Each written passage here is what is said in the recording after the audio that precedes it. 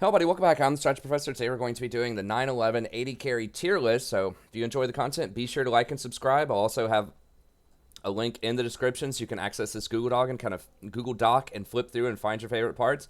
With each AD carry as well in the top 15, I have an extra Google Doc here that I'll link, and this will tell you recommended runes, recommended items, and then I give them a rating 1 to 5, 1 being the champion is one of the worst at whatever that task is, 5 being the champion is one of the best at the role at whatever that task is. So we have lane pressure, kill threat, safety, scaling, and reliability. Now, reliability is how likely is someone to perform over time well on that champion. So part of that is how difficult is the champion to play in terms of mechanics and decisions. Then also how likely is the champion to get countered in the current meta. So reliability is how likely is a champion able to be performed at a high level by someone consistently who has a moderate amount of practice on the champion. And as always, I'm going to be targeting primarily a plat minus audience, so some of this is still relevant, into diamond, and it'll also be, pretty relevant into like iron, bronze, but the meta does shift slightly at some of those extreme ratings. So, I'm primarily just targeting sort of your average to maybe slightly above average or slightly below average, type of performance players. Okay, let's go ahead and get in here. Nothing much changed that much in the meta. People said they did like the meta overview. I got rid of that in the support tier list to try to save some time, but I'll keep it in here. It's pretty much just kind of continuing trends that happened last time. The one new one is Yuumi is on the rise. She has been increasing in win rate quite a bit lately. She's still at like 46%, but she is being played a lot. So she's winning more. She's still down there. She has surpassed the Teemo and Galio support now. She's popping up into 46% range. I did predict in the support tier list video she'd probably settle in around 48 or 49% sort of Rakan-esque ranges. She's very hard to play, but she is really powerful, and people are figuring out some good builds on her, and she did receive like 8 buffs, hot fixed, and she received a couple of really important bug fixes, including Aerie actually working on her. So check out the support tier list video if you want to know more about that. But what you need to know as AD carry is you're going to be seeing and dealing with a lot of Yuumi. So even if she's not winning a ton, she's the second most played champion just behind Thresh. So she's picked even more than Nautilus right now. Now this creates kind of some interesting dynamics here when you look at the most played supports, in that you're going to be facing a couple of all-in champs that are very popular. And you're also facing a couple of really heavy poke champs. In the case of Lux, she has really good all-in, and then in the case of Yuumi,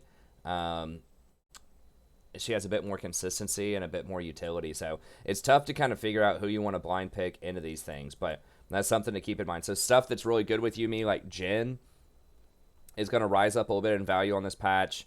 And Jin's good with all of these champions because they enable him to land his W very consistently.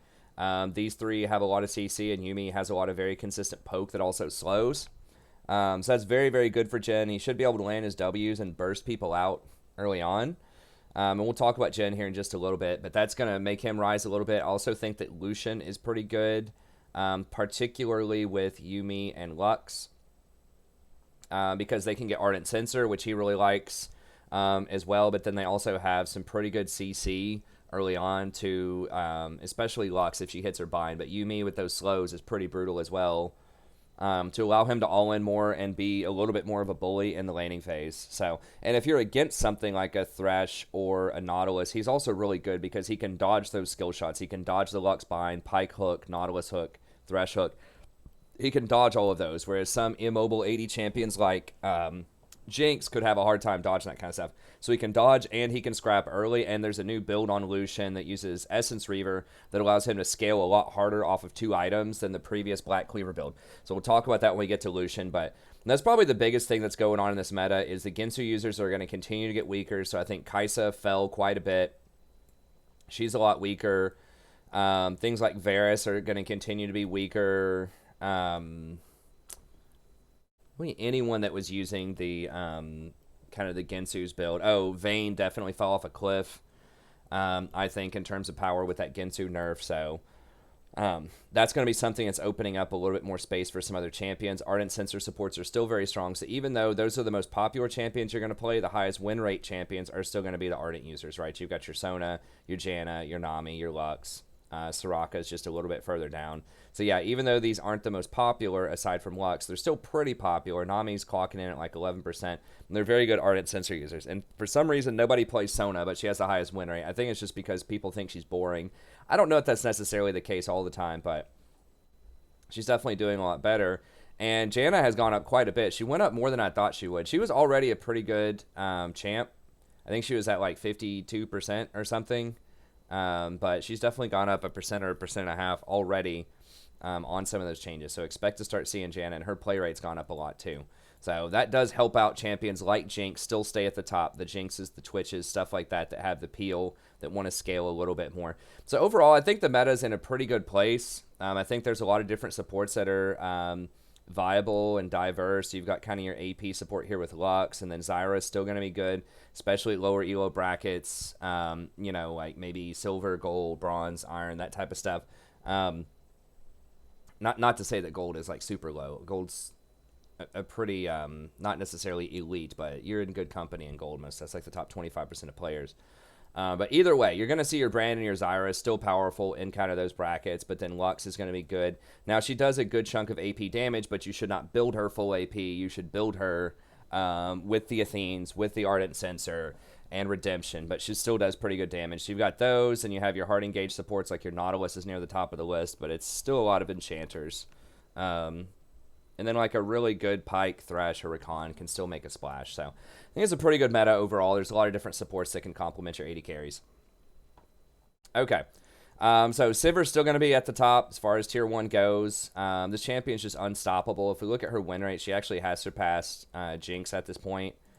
And for a champion that's like as relatively simple to play as Sivir is, she really should not be that high of a win rate. And she's one of the higher pick rates. She's the third highest pick rate champion. And it's pretty funny. She's got 55% as the third highest. But everyone wants to play Xayah and Ezreal because that's what pros do. And those champions are perceived to be safe. But they have pretty low win rates. And even if you look here, like, people think that Ezreal's safe and that Xayah's safe. Actually, in terms of deaths, Sivir is the safest. In terms of these averages over, you know, a casual almost 300,000 games, 250,000 games, Sivir has the least deaths of anybody. And she actually has really high assists, too. So you would think Sivir's always pushing side lanes, and that's true to an extent. But when she does show up to team fights, she does get a lot of assists. But I think the funniest thing is that she is actually literally the safest AD carry. So it's not Ezreal. It's not Corki. You know, it's not Xayah. It's not Tristana. It's Sivir. And why is this? Well, that's part of what makes her really powerful. That spell shield is extremely strong. It's very good against hook champions, specifically Nautilus, because Nautilus has a very long wind-up, very predictable ultimate. It makes a very loud noise, and you can see the missile coming towards you, so it's super easy to spell shield if he doesn't bait your spell shield out first. And a lot of these hooks have pretty long wind-ups, too. If you think about Pike, if you think about Thresh, it's pretty easy to spell shield those things. So that spell shield keeps you really safe. You have tremendous wave clear, too, so it's really hard to die for under tower because you're never going to have a wave at that tower. And then, of course, her ultimate gives her a tremendous amount of move speed, and people forget about Sivir as well. If we click on her, that her passive also gives her, like, pretty much permanent kiting move speed, even when her ult's not up. So she gains an extra, you know, 30 to 50 movement speed whenever she damages somebody with an ability or an attack or auto-attacks them. So that means that if she's running away from somebody, she can throw the boomerang behind her and get this extra movement speed as she goes. So it makes it really easy to chase people down. It makes it really easy to kite and run away from them. Her ult is on a pretty low cooldown. It has great utility. It allows your entire team to either run in or to run away if you're getting caught. So it's really good with kind of a lot of the meatball bruisers that are sort of coming back into the meta. We're seeing more stuff like a Mumu. We're still seeing Rammus is popular out there. We might see some more Warwick after this patch. Sejuani is still really powerful. People don't play her for some reason, but I think she's still really good. So almost everybody likes having all that movement speed. So Darius is still very strong. I think he got a buff a couple of patches ago, so Darius is still really good. So a lot of these meatballs that can get kited really easily, she can run them all in there. So great utility, tremendous damage. People think that she doesn't do a lot of damage. She does a lot of damage in team fights. There's a couple of reasons for this. Number one, Boomerang Blade. Yes, it does fall off a little bit, But if you get double tap, if you double tap somebody on this, it's a lot of damage. It's 230 plus 220% of your total AD, not bonus AD. So that's huge. You know, if you have 200 AD, that's 440 plus 230. You know, whatever. That's getting close to 700 or 800 damage there. Now, yeah, even 40% of that though, it's going to do a lot of damage. It's going to do like 400 damage to a lot of the secondary targets. So that's a lot of damage in team fights. Ricochet. This is really kind of the bread and butter. What happens with Sivir? 210% of your total AD whenever it bounces. So next 3 basic attacks within 4 seconds bounce to nearby affected enemies within range. And if she critically strikes, it critically strikes every single bounce. So I don't know what this total is, because there is no limit. It can bounce and hit everybody. It can hit every minion. It can hit every champion. You want to make sure you're using this as an auto attack reset, so whenever you auto attack, then you press W and you automatically get a second shot in there. That is one sort of skill expression on Sivir that a lot of people mess up. But it's tremendous. It does so much damage in team fights. And the big thing is you can throw this on the tank that's chasing you on the front line, and it can bounce all the way back to the back line as well. So you can just delete their entire team while you're still focusing down the tank. And also, when you're trying to siege, or when they're trying to siege you, and you're using this Ricochet on the wave, it can bounce off of the wave and still bounce onto the enemies and provide pretty strong poke damage as well. So they can't even get near the wave to try to match your wave clear, or they're going to get ricocheted on. So she has really good defense with Spell Shield, with On the Hunt, with her passive, able to kite. She has some of the best wave clear in the game, if not the best wave clear in the game. And wave clear is so strong. Like, I'm fully convinced that wave clear and just farming is like the most powerful way to climb in ELO in solo queue, period. So if you can run around, like there have been some games, if you've watched the Viewers Night streams where I play Sivir, there was one where our mid laner had, I think they were like 14-3. It was a diamond mid laner, Divine PK. We also saw this last night with Focus Ezreal, and when he was completely dominating mid lane every game.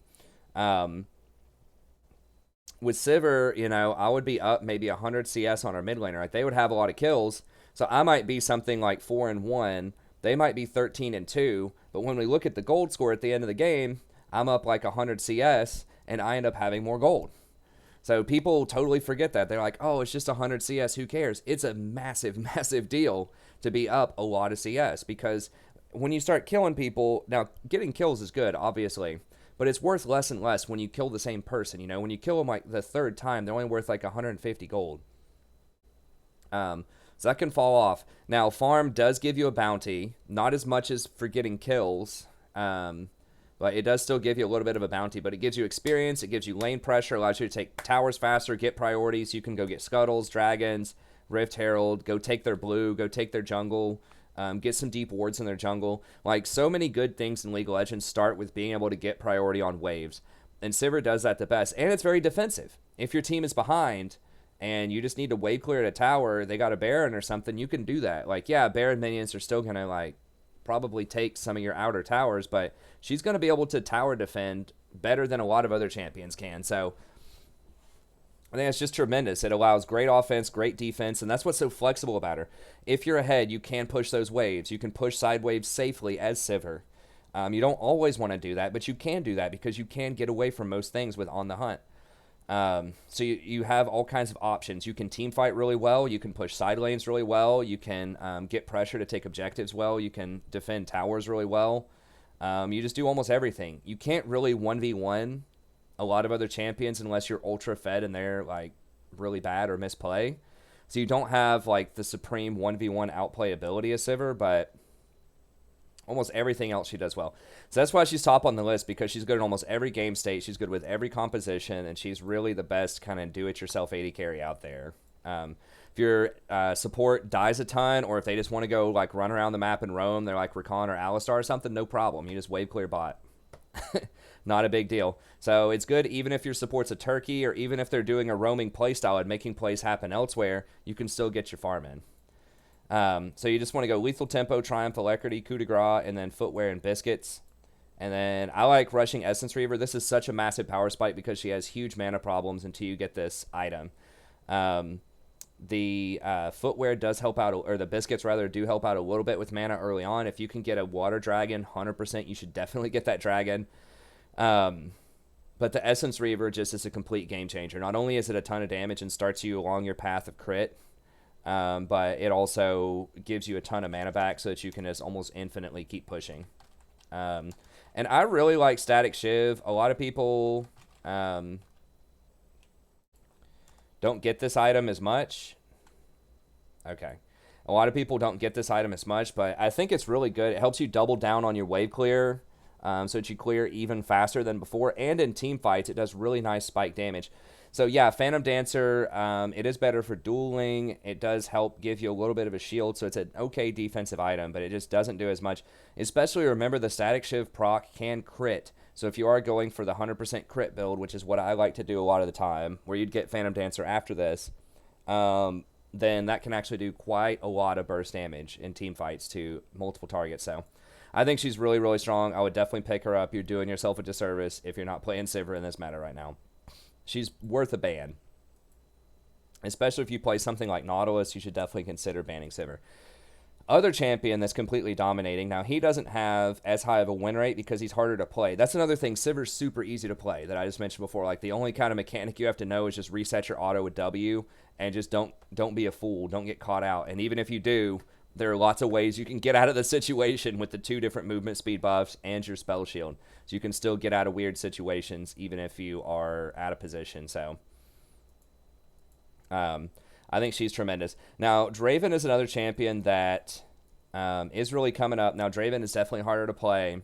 I mean, Draven's always good. I mean, you know, perennially, whenever I do one of those, you know, best one-trick champions for each role, Draven is almost always going to be near the top of the list. And I do have one of those for the 2019 season, so check that out. I might do another one for mid-season here in a couple of weeks. But he still is a fantastic champion. He does a ton of damage up front. As always, when I talk about Draven, he basically comes to lane with the free BF sword. As far as the current meta goes, I think that most people should be doing Klepto on Draven. You'll still see some top-end Dravens trying to go press the attack. Definitely do not go Conquer. It just takes way too long to stack up. But I think that press the attack takes too long to stack up as well. You will see the most picked here is 56% Klepto, although this page looks mostly like press the attack.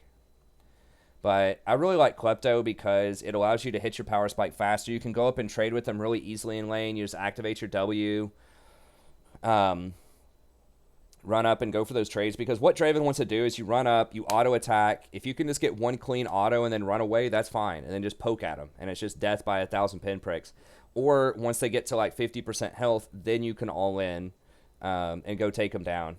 So I like Klepto so much. It gives you biscuits. You can keep up your aggression. It allows you to get some free wards early on so that you can make sure you're not going to get ganked. You can play forward in the lane, even push them in a tower sometimes. You can get some of those little quick potions that give you an extra burst of AD early on, which is really strong on Draven. He has tremendous AD scaling. So I just like Klepto a lot more, and it gets you to your bigger item. You know, he scales so well off of gold and off of items.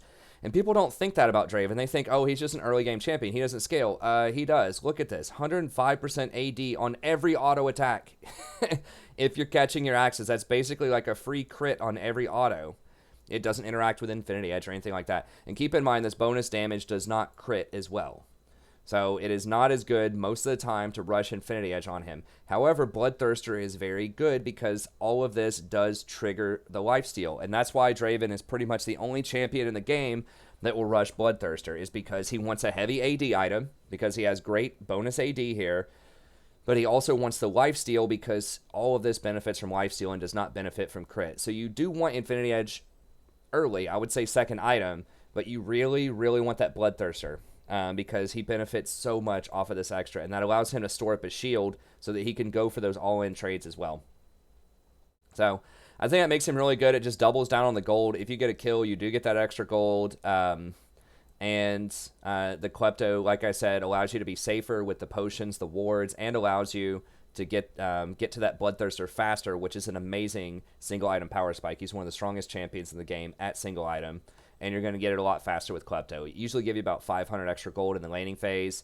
And and you have all that extra pressure, which means you're going to have an easier time CSing, denying the enemy CS. Just so many good things come from having Klepto, so I like it. What are the perks of Press the Attack? Well, if you go PTA, you have to land 3 auto attacks. If you do, you do get an extra little bit of burst damage, which is nice. But like I said, a lot of the trades are usually you just go up and auto attack once or twice and then back up until they get to about 50% health, and then you go for the all-in. So I just think it's a safer build. I think it allows for more consistent pressure because Press the Attack doesn't do anything unless you're landing 3 attacks. And if you're going for all-ins, you're probably killing them anyways by the time you get those 3 attacks. Even if you're going Klepto, you're still going to kill them, or they're going to flash. So I just feel like PTA doesn't like really come into play that much. Like you might be like maybe against other all-in champions like Jhin or Misfortune or something like that. You know, maybe you need that extra little bit of burst, but it might be situational. You know, if they have Jhin plus Nautilus, maybe go Press the Attack so that you can have more of that burst damage in those really close fights. But if they have, you know, a more passive lane, then Klepto might be your better choice. So, does a ton of damage early, has multiple ways to get a lot of gold, scales super well with his spinning axes. Not the best against tanks in general because he's going to have a lower attack speed. Because he's going to go Bloodthirster Infinity Edge, so he's not going to have as many crit items early. He's not going to have as much attack speed. He doesn't have anything that shreds armor or does true damage naturally in his kit. PTA might also be a little bit better against some of these mega tanks later on. It does help your team take down the tanks as well, because it's 12% from all sources, not just you. So there's a time and a place for PTA. I just think that Klepto, if you get used to that playstyle, is ultimately going to be stronger. Now, they did nerf his Whirling Death Axe on this patch, so that's something to keep in mind. So he has dropped off about 1% because this was doing full damage to everybody hit. It was not falling off. So it was doing a lot of extra damage, particularly through minion waves. But he still is great. Also, Stand Aside is really good. If you get a lot of practice on this champion, it can be very strong. It can knock Zac out of the air when he's trying to engage. It can knock a Mumu out of his bandage, Nautilus out of his hook. If you time this correctly, you can knock a lot of champions out of a lot of their moves. If Thresh is trying to take a lantern, or someone like Thresh throws a lantern to somebody and they're trying to take it, you can knock them out of the lantern with this. You can knock Yuumi out when she's trying to dash to her ally. You can knock her out of her dash with this. So there's a lot of stuff here that some of it requires quite a bit of skill expression and prediction to pull off, but some of it's pretty easy to pull off as well. So I think fantastic champion, has a ton of potential, really hard to play, but if you do get practice on him, he can be great. So I recommend Klepto, Footwear, Biscuits, Time Warp Tonic, and then Triumph and Coup de Grace.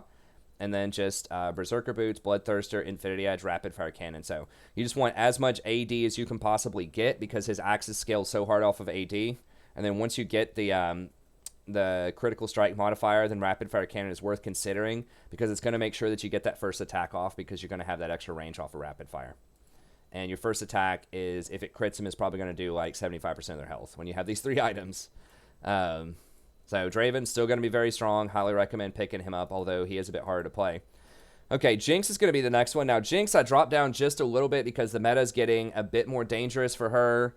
Nautilus is extremely popular right now, and she is very, very vulnerable to Nautilus. So if you do want to play Jinx, I highly recommend banning Nautilus. Just that point-click ult. She has no way to deal with that. She doesn't have the spell shield.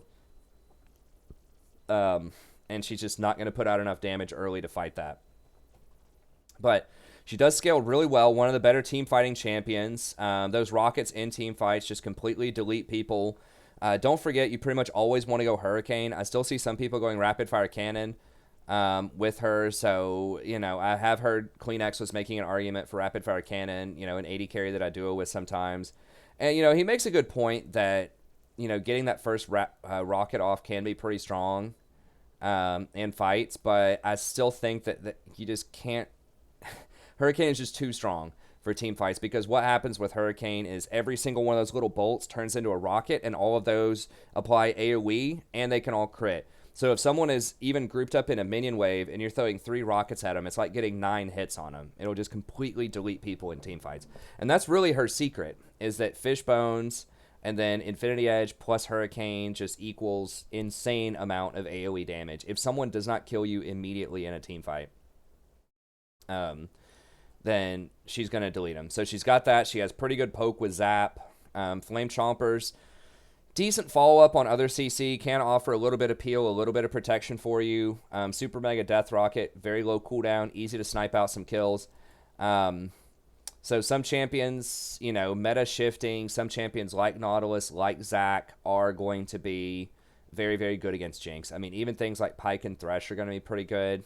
If you have a Yuumi on your team, it's really tough because she doesn't have, like, as much disruption against hooks. So if you get hooked, it's going to be a really bad time. If you have the Yuumi on your team. If you have Lux on your team, similarly, it's going to be kind of rough. However, if you do have something like a Janna on your team, she's very, very good with Janna, and Janna is getting more popular because Janna is going to have a ton of peel for you, and that shield gives you a lot of extra AD, which scales extremely well with critical strike. So Janna is becoming more popular. She is winning a lot, so Janna is going to be your best friend if you're playing Jinx. But some of these other champions, like Sona, is really bad. She's not going to have as much peel for you if you're playing Jinx. I mean, you can still win, but it's going to be a lot harder. Nami's kind of a mixed bag. She's okay. She can peel all right for you. But really, the best thing that you want to see is Janna on your team if you're playing Jinx most of the time. So she's okay. You know, these champions are all, like, pretty decent. Obviously, things like Nautilus can peel pretty well also. So she's pretty good with a lot of champs, but there are a lot more threats out there, a lot more divers that will cause you some problems if you're playing Jinx. But Lethal Tempo, Triumph Alacrity, Coup de Grace, and then Footwear and Biscuits, and then Berserker, Hurricane, Infinity Edge. Now, I would probably get Infinity before Hurricane this day and age, and then you can get Rapid Fire after that. Okay. But yeah, still going to be strong, still has all of her super scaling. She's just not quite as safe as Sivir and just doesn't have the same kind of early game domination that Draven does to completely take over the game at level 1. But she is pretty good in the laning phase. I mean, she's one of the best hyperscalers that also has some pretty decent game in the laning phase because her rockets can allow her to push. Her zap is some pretty dirty poke. And then her ultimate can snipe out some kills. So she's still pretty good. She's a pretty good all-rounder. So if you like Jinx, this is still a good patch for her. Twitch. Now, he's someone that is always lingering around tier 1 or tier 2. He kind of bounces back and forth a little bit depending on the meta, but he's always going to be strong, and there are several reasons for this. He is the other one trick that I recommend in addition to Draven for AD carries. If you could only play, you know, one of these two champions for all time and you wanted to win a lot, it would probably be Twitch and Draven. And the reason is they're both very versatile. Draven, like I talked about before, he just has so much innate power in his Q. Sometimes the items just don't even matter. You could probably go full AP Draven early on and still dominate the game. Don't do that. But he has so much excess power early on and so much ability to snowball that pretty much no matter what they do with the items, he'll find something that's useful. And Bloodthirster's a really weird item that very rarely gets touched. If anything, it's going to get buffed. So that's the thing for Draven. But for Twitch, he's also very versatile. So he can go crit or he can go on hit. So these days, he's still getting Blade of the Ruined King into Hurricane into Infinity Edge, but if they ever nerf Blade of the Ruined King more, he's fine just rushing Infinity Edge into Hurricane. If they do nerf, crit champions, he could just get something else. Like conceivably, he could do something like, Blade of the Ruined King into Hurricane into like Wit's End could be a possibility. So there are just so many different things that you could do on Twitch. That he is always going to be strong. And one of the big things about him is his invisibility, right? This is something that everybody underestimates. I mean, how many times do you ping, Twitch is missing, Twitch is invisible, watch out, and then he kills your top laner, right? Or he kills your mid laner, or invades and kills your jungler. Like, there are just so many ways that he can snowball and get ahead in the game. And guess who's really good with invisible champions that snowball well? Yuumi. Okay, so I know there's been a lot of memes talking about Yuumi in Twitch. I have not seen it yet. Not a lot of people are playing it. But it is really, really strong, and it is very scary because Yuumi crawls up invisible with Twitch, and that is going to allow her to get into position to ult if the Twitch gets close enough. So you can start your ult off with Yuumi in a team fight while he is also ulting. So they're getting stunned in place for 1.75 seconds while Twitch is channeling his ult into them. They're dead. And Yuumi's also going to have Ardent Sensor, which can buff up the Twitch, and she can pop off and give him a big shield by auto-attacking as well. And if she wants to, not a lot of Yuumis currently do this in the meta, but if she wants to, she can get more points in W as well to give him even more stats. Although he does mostly on-hit and she prefers having someone that's going to get a ton of AD or AP focused on one thing, so that converts to more adaptive force. So he's very good. And also, like, the poke that you put out early with Yumi can really cover for him. So if you're against another enchanter, if you're against something like a Janna, or Janna's probably the best matchup for a Yumi Twitch lane, because she's not going to do enough damage to interfere with them, and they're going to, like, that combo is going to outscale almost anything that you have on the enemy team, and Janna's not going to be able to engage to do anything about the Twitch later. So this is a great counter to Janna, Twitches in general, because he has such range. She can't peel it. What's she going to do? Flash on him and, like, throw a tornado at him? Like, he has 850 range on his ult. So she has no peel. He hard punishes comps that don't have a lot of engage, and there are several comps out there right now that will not have a lot of hard engage. I know there's, like, the Sejuanis and Zacs are popular, but you're still seeing other champions that just can't engage as well on Twitch, especially these enchanter supports have a really hard time getting on him. And yeah, I mean, that makes him really strong. He's pretty good with Lux. You know, he's pretty good with a lot of these champions, Nami, but particularly Yumi is a very, very dangerous combo. So that's why I raised him up just a little bit here, and because some of the other ones have been nerfed. Some of the Ginsu users have been nerfed. He's also very good against things like Xayah and Ezreal because they can't pressure him early. He does okay into Jinx, so he's pretty good. He has a nice win rate overall. Everyone just forgets about this champion, both in the game when he's invisible, but also in the meta. I mean, he's been quietly just gaining every patch. He's gaining more and more, and I've been talking about this for many, many patches. People just do not like him. He's a dirty rat. He's not a cute girl or whatever. He doesn't have fun skins. He's just a nasty little rat, but you know what? He wins games. And people don't know how to play around him because he's rare. So I think now is a great time to pick up Twitch. It's always a good time to pick him up, but now it's just fantastic, like I said, because there are some more peeler supports that are coming in that don't have as much engage, and that really allows him to take over the game, especially with something like Yumi or other team fighting supports. He's still good with things like Nautilus, because they can hold the enemy still while he ults and kills everybody, but yeah, he's just going to be great. And a lot of the itemization nerfs, the Ginsu nerfs, the nerfs specifically to champions like Ezreal, to champions like Vayne, have really just helped him rise up in power a little bit. He's pretty good against Sivir. I mean, now if Sivir has a bunch of, like, engaged champions on her team, that can be a problem, but you know, she's not going to pressure you that much in lane as far as trying to kill you, right? She's just going to push you in a tower over and over again, and you know, you just farm as best you can. You might go down a little bit in CS to her, but that's fine. I mean, if you're down 10 CS in the laning phase as Twitch, that you can deal with that most of the time, because he can get back in the game. The invisibility, just all you have to do is catch one or two people out, or just, like, show up to a team fight, just hang out invisible, just wait for everyone to use their CC, you know, wait a few seconds for everyone to blow their CC on your tank, and then you just open up his Twitch, boom, triple kill, you're back in the game.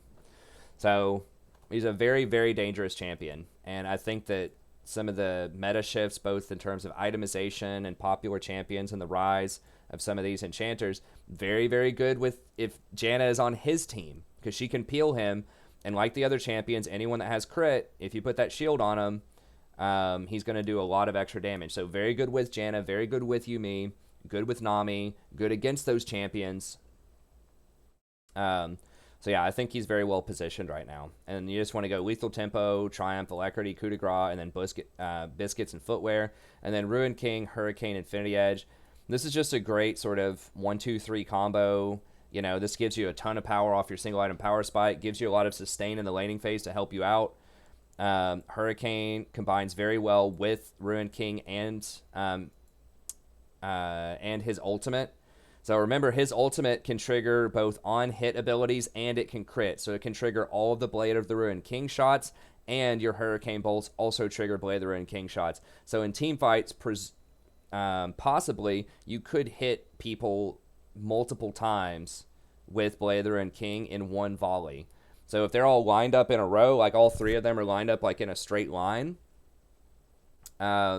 then you're going to go through with your first line shot off of your ultimate, right? That's going to hit all three of them for damage, which can crit, and it's going to hit them with the Blader and King proc. And then you're going to get both of those bolts to come in from the Hurricane as well, and that's going to hit two of those people, and that's going to give them another Blader and King proc. So you're basically proccing Blader and King twice on people very often in a lot of these team fights. And it's stacking up poison.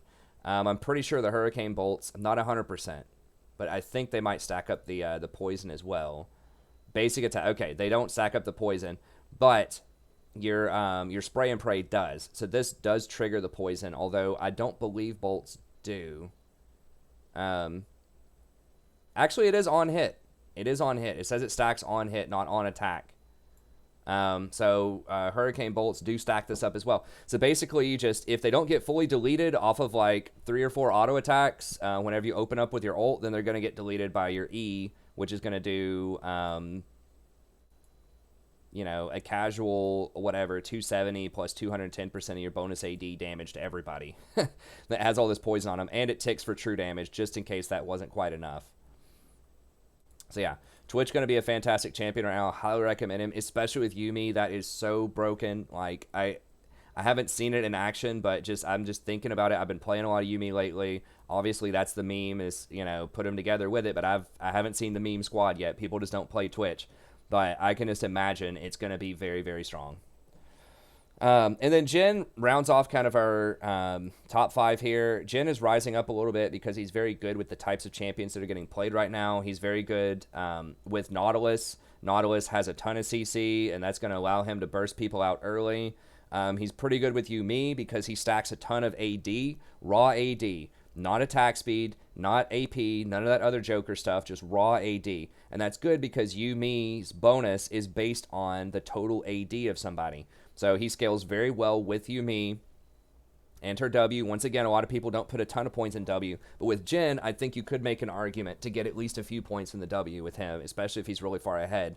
Scales very well with dragons, Infernal Dragons especially, because, once again, he's getting a lot of AD. Infernals are great, but they aren't as great on people that get a lot of attack speed and Ginsus and these little cute on-hit interactions. They just want raw, like, AD. Ends up getting scaling with that. And Infernals scaling with Jhin, also scaling with Yuumi.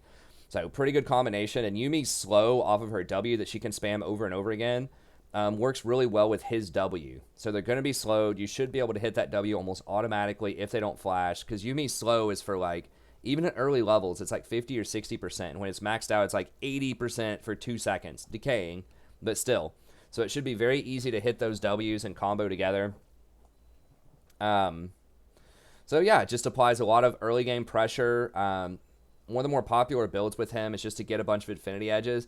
I still think that getting an Essence Reaver in there is very nice. Obviously, you want an Infinity Edge early, but similar concept as Draven. You just want a ton of AD and a ton of crit. The attack speed does not scale very well with Jhin. It does convert over to AT or AD, but not at a very good rate. I'm not going to do all the math. I've talked about that in past videos before. But just trust me, attack speed, not that great. The only Zeal item you want to get on him is Rapid Fire Cannon sometimes, because it gives him the extra range on his 4th shot. And it's cheap. So if you're really far behind, you might have to get a Rapid Fire early on. So you could still go like Infinity Edge Rapid Fire. You could go like double Infinity Edge if you wanted. Or I think Essence Reaver, especially if you're clearing waves, if you think you can safely get some waves in the side lane or you want to farm the jungle or whatever, you can play him Sivir-esque.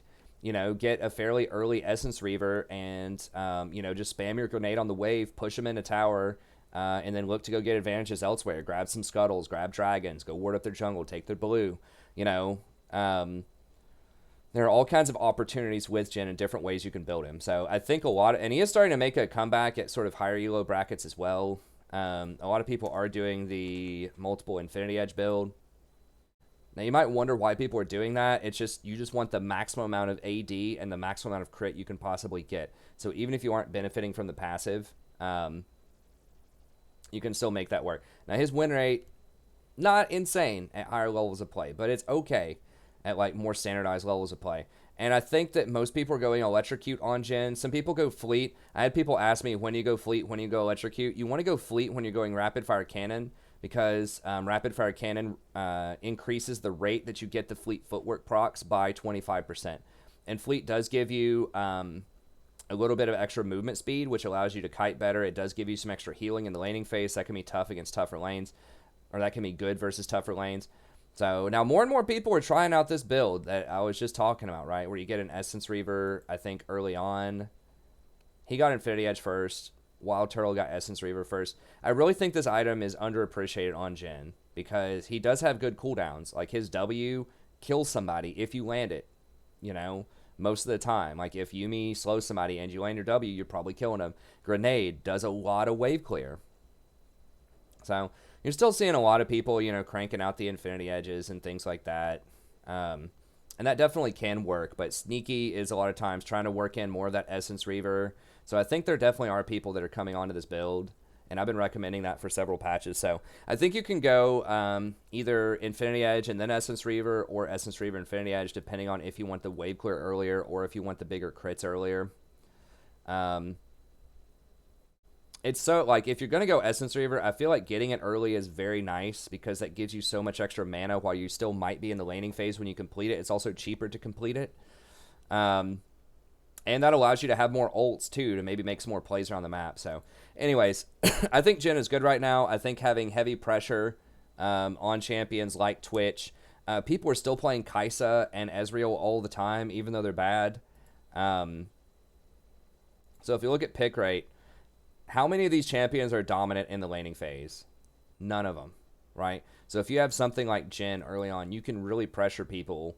And like on someone like Vayne or Xayah, it is difficult to get back in the game if you get really far behind. Ezreal's never in the game in the first place, so you can definitely take advantage of that with him. But I think he even has like an okay matchup against Sivir. It's not fantastic, you know. She can still spell shield your grenade and get some free mana a lot of the time, but he's going to fare better than a lot of other champs because she can't spell shield your crit shot. And you have so much extra, or you have extra CC with your W. So if they spell shield, you know, something like the Nautilus hook, you can still follow up with your W and get the stun in there. So I think he has a pretty good game against Sivir, and he can kind of match her in wave clear, especially if he goes Essence Reaver early with his grenade. So I think he's pretty strong overall right now. Now, historically, he's not great against tanks. So be aware of that. It's because he doesn't have the attack speed to take him down, and he doesn't have any true damage. But if you have other tank killers on your team, you know, if you have something like a Fiora on your team, or you know, a Darius, or just anything else that's going to be able to claw through tanks, he is pretty good. He's very good for an AD carry versus assassins because, you know, you land that crit, you can burst out assassins faster than they can burst you out half the time. So no AD carry is going to be, like, amazing against assassins, but he's one of the better ones. He and Ezreal are two of the best ones if you're good on Ezreal. But either way, Jin's still going to be strong. So I would go Electrocute, Taste of Blood, Ghost Poro, Relentless Hunter, and then Triumph. And you can go either Bloodline or Alacrity. Alacrity will give you a little bit more AD, but it's not amazing. This will give you some lifesteal because you don't have lifesteal in the lane. So Taste of Blood and Relentless help you out. You could also go Ravenous Hunter, especially if you're going to get Essence Reaver early and be able to spam your grenades a lot. That can give you a decent amount of healing. And then you just want Boots of Swiftness just because you get a ton of extra movement speed off of your passive, and you want to be able to move as fast as possible. And the attack speed doesn't really scale that well, as I said before, on him. You know, it's okay, but it's not as good as it is on other champions, so that's why a lot of people go Swifties. And then some combination of Infinity Edge, Essence Reaver, and then probably Rapid Fire Cannon. If you're super far ahead, you can get multiple Infinities, but just keep in mind that's one of the most expensive items in the game, and it really sucks to build it. Like, until you complete it, it just feels really bad. So, you know, it's up to you. But I think that he's pretty good overall. Okay, Tier 2, Lucian. So we talked about Lucian near the start of the video. He is one of the stronger AD carries right now. I think. Now, win rate-wise, you know, it's not going to look good, right? He's still going to be sitting at like 48% or something like that. But some people are doing some newer builds on Lucian that I think are helping out a lot. So, like, the really high-level play, he's still got a 55% win rate. And I think a lot of this is people just don't really know how to build him, or they just don't, like, they don't pressure enough early. Like, you need to get ahead early. He does have an okay late game, but if you're just going to sit there and passively farm, you know, something like a Sivir or a Twitch or a Jinx, they're just going to beat you later on. He's not going to put out as much damage in team fights as most of the Tier 1 champions, but he has a ton of extra pressure early. He's kind of like a Draven early that's maybe a little bit more mobile, slightly less oppressive with single auto attacks, but if you get your combos in on people, you can definitely crush them later on. So the new build is Essence Reaver as well, and this is another thing that I've been recommending for a while on Lucian is going Blather and King into Essence Reaver. More people are doing that now. I even thought that maybe going Essence first could be the way to go, but I think Blather and King is still just too strong because each one of your double shots does trigger Blather and King. So you trigger it very often, and he does want to be able to run people down and slow them down, so that active is really good so you can hold them in your ult.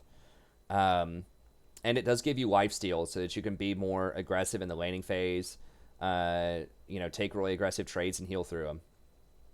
It's pretty good.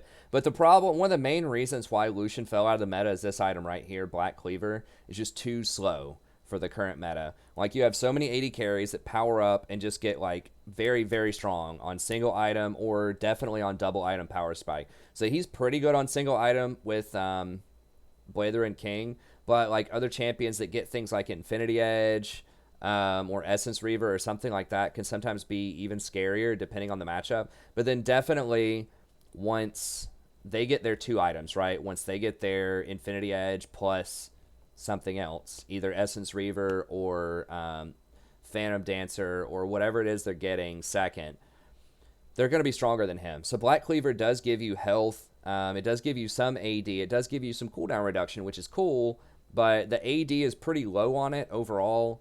And being able to shred the armor off of people is nice, but that's not going to help you against other AD carries, right? Because they're not going to have that much armor. So it's useful. It's cool. It is a little bit cheaper than some other items. It's only 3,000 gold, but it's just not going to be what you need against a lot of other squishy champions out there.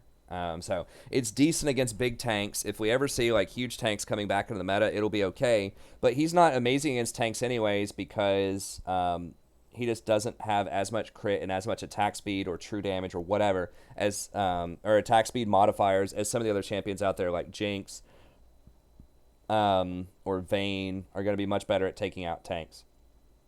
So if you just substitute out for Black Cleaver for Essence Reaver, this is so much better. So you get 30 extra AD. You already are starting to get crit as your second item, which means you can go third item, something like Infinity Edge or Phantom Dancer, get a lot of extra bonus, because crit is way better when you have a whole bunch of crit items. It adds a lot more consistency to the build. But then this also gives you cooldown reduction. He really, really likes cooldown reduction because that's going to allow you to zip around, use your abilities much more often in team fights. And he is a combo AD carry. Like, you want to make sure that you're getting your combos in there, right? You want to be dashing forward, double shot Q, double shot W, double shot. And the more often that you're shooting twice, the lower the cooldown, I believe, on your E as you go in.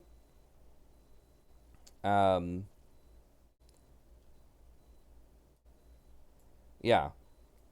So this is for each. So his dash is cooled down every time that you land auto attacks with people. So not only does, and this is the thing, you max this second, I believe. You max your Q first. But yes, that's going to allow you a lot more mobility because you're already going to have 20% CDR in there as well. So it not only lowers the base amount, but it lowers the ability on all of your other, or the timer on all of your other abilities, which in turn allows you to use your passive more, which in turn lowers the ability on this even more. So that's fantastic. So he does want the CDR. Black Cleaver does have that on it, which is why most people went Black Cleaver. But this also has the 30 extra AD and the crit to set you up for success down the line. So this will give you a much more fluid and a much more powerful second and third item power spike if you go for something like Essence Reaver into Phantom Dancer or Essence Reaver into Infinity Edge, depending on how rich you are. So I think that's a lot better. That fixes a lot of his problems where he was really strong early, kind of Caitlyn-esque, where he's up here, early on, but then dips down dramatically, and then like third or fourth item, he comes back up. So that helps fix out his curve a little bit more. So it's going to make him a bit squishier because he doesn't have the Black Cleaver health. But overall, I think that makes him a lot more aggressive and a lot more dangerous early on. And the mana is nothing to sneeze at either. Like, it's very good. If you can spam your abilities, you can clear a minion wave pretty quickly if you're spamming Qs and your auto attacks on it. Not like Sivir quickly. But it still helps out a lot. And then if you want to go like farm some of the jungle, you want to grab some Gromps or some Raptors or something like that, or just go take the Scuttle, this helps out a lot. So it just allows you to be a lot more liberal with your mana usage. And ultimately that transitions into more farm, into more power, into more snowballing. So I think that Essence Reaver is a fantastic addition to him. So you just want to go Press the Attack, Triumph, Alacrity, Coup de Grace, Footwear, Biscuits, and then Ruin King, Essence Reaver, Infinity Edge, Phantom Dancer. Once again, you can go that Phantom Dancer earlier if you want to. But I think that Essence Reaver or Infinity Edge right after Essence is going to be your biggest power spike if you can afford it, if you're far enough ahead. Okay, Misfortune's another one that I moved up a little bit, kind of similar to Lucian and Jhin. She can punish a lot of these earlier picks. So she can punish the Kaisas, the Ezreals, the Vaynes early on. And there has been a new build on her that's been circulating around. Now, people had innovated this a while ago, and I talked about this in past AD carry tier list videos, but people had started running things like Blather and King on her with Press the Attack. And Press the Attack was like, I kind of get it. She still doesn't feel like she auto-attacks like that much early on, but like some. So I was like, okay, Press the Attack makes more sense than, like Comet, for example, for like older builds. But I never really liked Press the Attack that much, but I did kind of like Blather and King with the W Max. Because it just allows you to get a ton of auto attacks and just run people down. So she was kind of the queen of movement, queen of rotations around the map, and does pretty respectable damage. And Blather and King procced off of your Qs, so she did some extra damage that way. And it really had some nice synergy with Ghostblade. So I just kind of doubled down on you being this super mobile, like, this auto attack machine that just controls movement around fights. Like, you're really fast yourself, but you can slow them down with Blade. You can slow them down with your E. So that was very helpful. But a lot of people now, or at least more people, have been transitioning to this Klepto build, and I really like that a lot because I'm going to have to double check this. But I believe if you Klepto and it bounces off of a minion and then hits somebody, that gives you 1 trigger of Klepto Gold. So you can at least get 1 trigger off of bouncing Qs off of people in the laning phase. So I think that's very helpful. And then, if you get them low, then you can walk up and just got that song in my head, Get Low, Get Low. Oh, it's so great, man. Just the 90s kind of club rap. That was fun. Some good memories and some bad memories, I guess, but mostly good. It was a good time. But anyways, I guess that was Get Low might have been early 2000s, but whatever. So it's good. And kind of like with what I was talking about with other Klepto users like Draven, that just allows bullies to be better bullies in the laning phase because you get more potions, you get more wards, you have a chance of getting that little potion that gives you the extra AD. So it just allows you to bully up, allows you to scale faster so that you can stay ahead of them, keep the bully potential going. As long as you have a pretty consistent and cheap way to proc it. You also get, like I said, more potions. You can get more biscuits as well.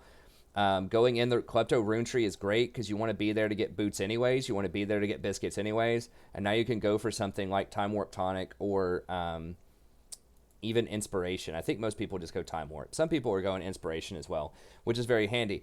And then that frees you up to go for a different secondary so that you can get Taste of Blood and Relentless Hunters. This is going to allow you to rotate around the map even faster, get some preferable backs on the enemy, and push those side lanes if you need to, get away, go just power farm everything. And then Taste of Blood is going to give you some additional healing. So you're going to have Taste of Blood to help you out with healing, Klepto, and Biscuits. That just allows you to be much, much more aggressive in the laning phase. And then you're still going to want to go Blather and King, Ghostblade. After that, it's kind of up in the air. I think Duskblade's pretty good too. More and more people are taking Edge of Night just to give you a little bit of extra protection. That is fantastic against Nautilus, by the way. So if they have something like a Nautilus, Edge of Night is going to be amazing because it's probably going to take them about 1 second to get on you. So you can move, but if you take damage, then it breaks the channel. Okay, fair enough. But yeah, I think that's really good, especially against Nautilus, because you can activate it while he's beginning his ult channel if you're paying attention, and I think it'll be up in time to block it, because it's a really slow-moving projectile. So yeah, just Klepto, Footwear, Biscuits, Cosmic, Taste of Blood, Relentless, then just Ruin King, Ghostblade, and then Edge of Night are what most people are doing.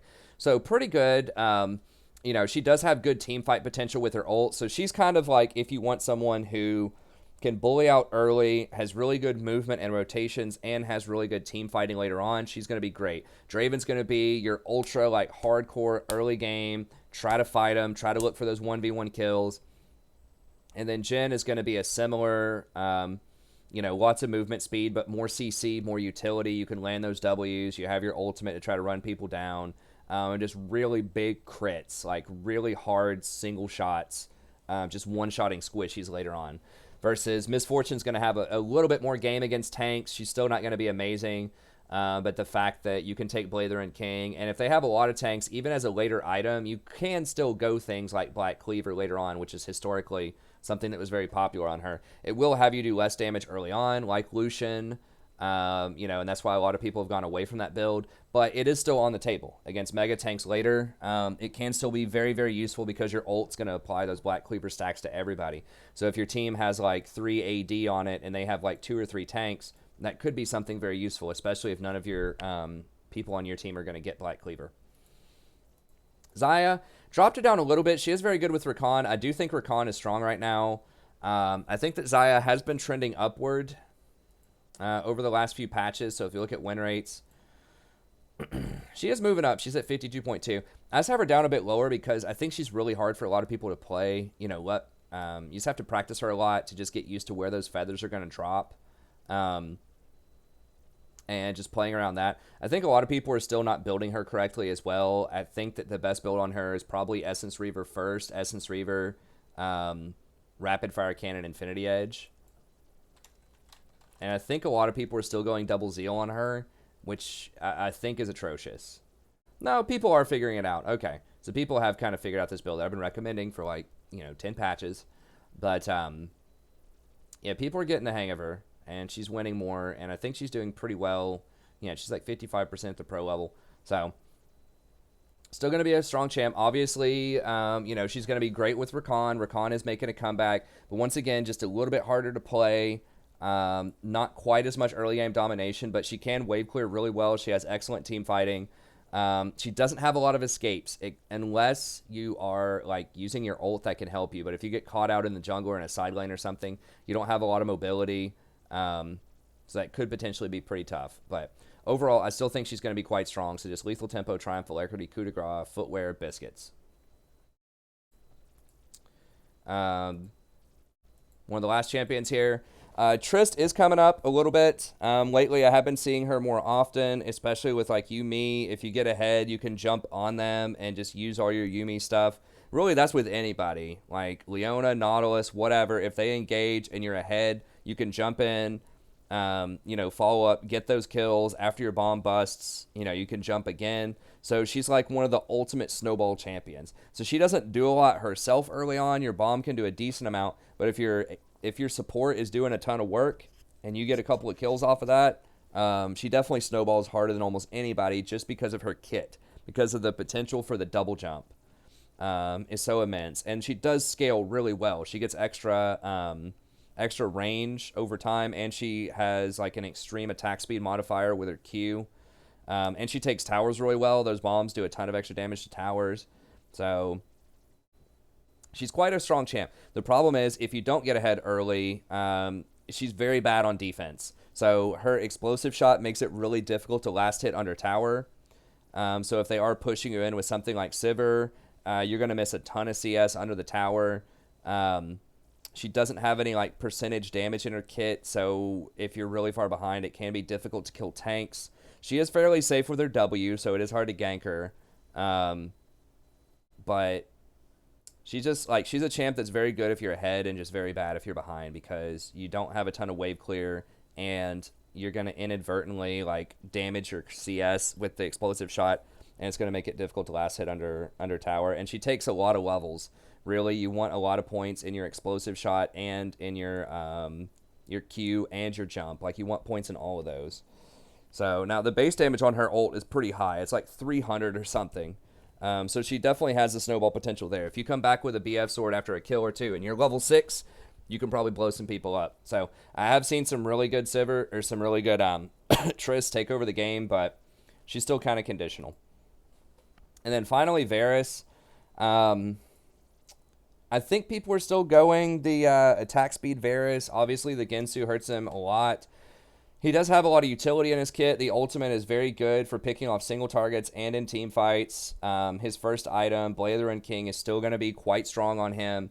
It's just the Ginsu is going to be much, much weaker as a second item. You could try to go something like Ruinan's Hurricane instead as a second item. But it looks like most people are still going Ginsus. It's kind of a mix. You are having some people start to transition over to Critical Strike. So you're seeing like Essence Reaver here. You're seeing a Zeal item second here. I don't know what they were going to get. But some people, you know, Lethality, I don't like that build on most of the time. It just requires too much accuracy. But you are still seeing mostly Gensus. But there are a group of people that are getting probably Hurricane second and then transitioning into crit. So going Blade of the Ruined King into either Essence Reaver or Hurricane and then getting Infinity Edge after that. So it probably depends on the matchup and just how well you're doing, how much money you're making. Don't forget, you always should be adjusting your build based on how rich you are and how you're performing in the game. If you're doing super well, you can get more expensive items. If you're not doing that well, you might have to get something like a Ruinan's Hurricane. Maybe you wanted to get Gensu's, but it's just more expensive and you didn't think you're going to have enough gold, so you went ahead and got Ruinan's. And you just had to call an audible and say, look, I need to do something in these team fights. They're forcing us into fights. I just don't have time to get Gensu's, so I've got to get Ruinan's. So sometimes some of these builds can depend on stuff like that. So you have to work with like what's actually happening rather than the ideal. Anyways, he's okay. Still has a lot of range. Still has good utility. Pretty good scaling later on in the game. He's just been knocked down a little bit off the Gensu changes. And the final few that I'll mention here, and that's going to be it. I don't want this video to be too long. I was really hoping to get it under an hour, but at least we're kind of close to an hour. I want to mention Kaisa, because I think that she's really popular right now. I think that she is in a really bad place after the Gensus. Like, she was at like 50%, like 55% even, you know, as recent as like 2 or 3 patches ago. But in pro site, she's down. She's only 50% right now. Now, people have been moving away from this Manamune build. That was hot for like a couple of weeks. I explained it in the last 80 carry tier list, but it's just too slow. Like, honestly, I've seen it, and a lot of people don't do it correctly.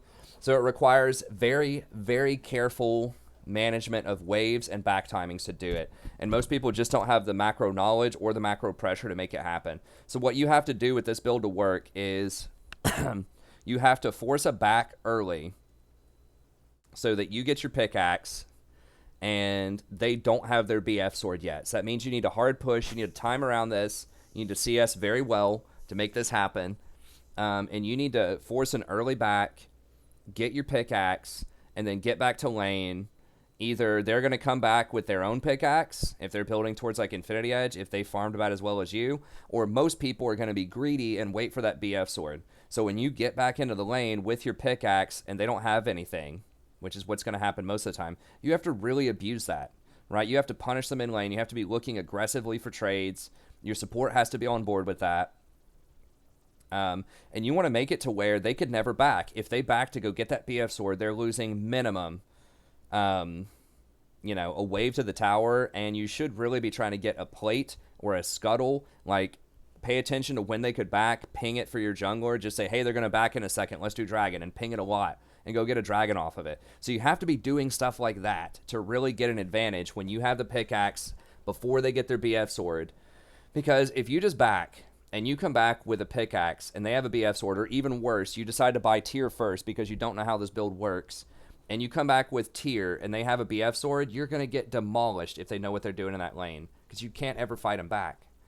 But if you can force an early back, get that pickaxe, they're greedy, they don't back, or they just match you on the pickaxe, then you have a chance. You can still kind of fight with them a little bit in the laning phase, and then on your next back, that's when you get your Manamune. So you just full out complete the Manamune on your second back after you've got your pickaxe. Now, if you can have your Manamune completed whenever they only have something like a BF sword and a pickaxe, or a BF sword and a crit cloak, or something like that, I think you can still be pretty competitive with that. But nobody does that. So many people with Kaisa just sit there and farm, and they just wait. And they're late. So if you back at the same time and you buy a pickaxe and they buy a BF sword, then you're screwed a lot of time in the lane. So it just requires really good macro knowledge, really good management to try to go for the Manamune build. A lot more people are going for the Stormrazor build, which is also not that great because that means you're going to be getting, I mean, you're getting Gensu's anyways. That nerf was pretty bad on her, but Stormrazor's not that great either. Like, if you think about Stormrazor, if you have a Stormrazor and they have something like Infinity Edge or Blatherin King or like any of these other like big ticket single items, they're going to crush you. Like, this thing sucks. Like, the reason that you get this is so that you can get your early Q evolve and then you can get your E evolve off of Gensu's as well. So you complete this, then you get a pickaxe, you get your early Q evolve. But anyways, it's just so it's not that Xayah like can't be good. It's just that her itemization is very poor, and you have to really understand your windows of power, and you have to play around that very well with good macro, good back timings, and just like really good like matchup knowledge. So she's a lot more complicated than most people think to play her optimally. And a lot of people just sit there and farm. They take bad backs. They don't get the right items. There's so many different items you can get on her too. So there are some good Xayahs, and if she gets to late game, you know, if she gets to 3 or 4 items, yeah, she can take over the game. It's just, I think she's kind of like Ezreal 2.0. She's not as good as Ezreal, and she doesn't have to hit the skill shots, but it's like a macro version of Ezreal. It's like you really have to have your timings down to use her properly. And so that's why I don't have her up as far, even though she's very popular. She has been trending down both in solo queue and in pro play. She does not have a good win rate overall, and that's why. And you might be thinking, well, everybody plays her. Why? It's because everyone saw her played at Worlds, I think is what the big deal is. But overall, she's just not going to be that good. The other one is Vayne. I get asked about Vayne a lot. Now, if tanks come back, Vayne can be a little bit better. I think people are still kind of looking for good Vayne builds. The problem is she's not amazing with crit either because her Q doesn't crit anymore. So a lot of people are still kind of like trying to force this Gensu's, but I think it's a lot weaker overall. So I feel like you have to get something probably like Blatherin King into like Phantom Dancer. I mean, you can still do Gensu's. It's still like all right, but it's just like it feels bad because that second hit, like the Phantom hit, was the whole reason to get it. Like, she doesn't use ability power at all in any of her things. She doesn't use the magic penetration at all. At least Xayah still uses magic pen. She still uses ability power, right? Same thing with Varus to an extent, but not Vayne. It doesn't help Vayne out at all. So I'm not really sure. I think a lot of people need to try to transition to crit builds with her, but I think that second item is going to feel really weak because Hurricane doesn't work on her. So she's still okay if you're really good on Vayne, if they have a lot of tanks, you know, if they have a Sejuani and, you know, top lanes a Mundo and all that stuff, and you can get through the laning phase, she's good. You know, with Nami especially, if you don't get bullied too hard, she's good. So she can be good into things like Janna. You know, if they have a weaker AD carry, if they have like Janna Ezreal or something, she's still very good into Ezreal. I think she can be pretty good into things like Xayah. So if you're good, if you have a lot of skill, if they have a lot of tanks, you can make her work, but I think she's definitely fallen down quite a bit. And I think that's most of the popular ones that I would get asked about. Ezreal is just a hot pile of garbage too. Don't play this champion. Like, he requires way too much skill. You just have to never die. You have to never get hit with anything. And you have to hit like at least 50% of your Qs, which very few Ezreals do. So yes, if he goes off, if you're really good on Ezreal, he can be good. Focus Ezreal, you're the man, you're great on Ezreal. There's a lot of like pro players that are great on Ezreal, but he's just not that great. And the thing is, like I mentioned before, he's not even that safe. Like, people think that he's this ultra safe champ. He's not.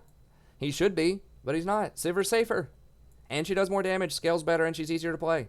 So just play Sivir. If you're auto-filled or you just want to play something safe, they got a big scary team, play Sivir. You know, Ezreal blinking away with his E, that's not going to save you from Nautilus. Sivir Spell Shield will. So, I don't know. If you're a god on Ezreal, you can make him work, but just please do not play him unless you're a one-trick. He's not that great.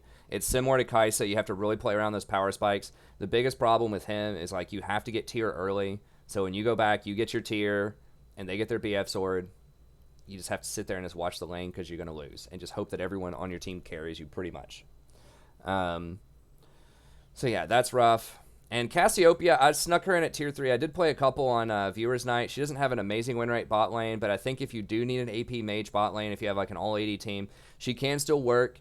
It's easy to last hit with her with the E. She does scale up really well. She does go tier early, but she has pretty high base damages. You can kill people anyways because most of her damage is based on her levels.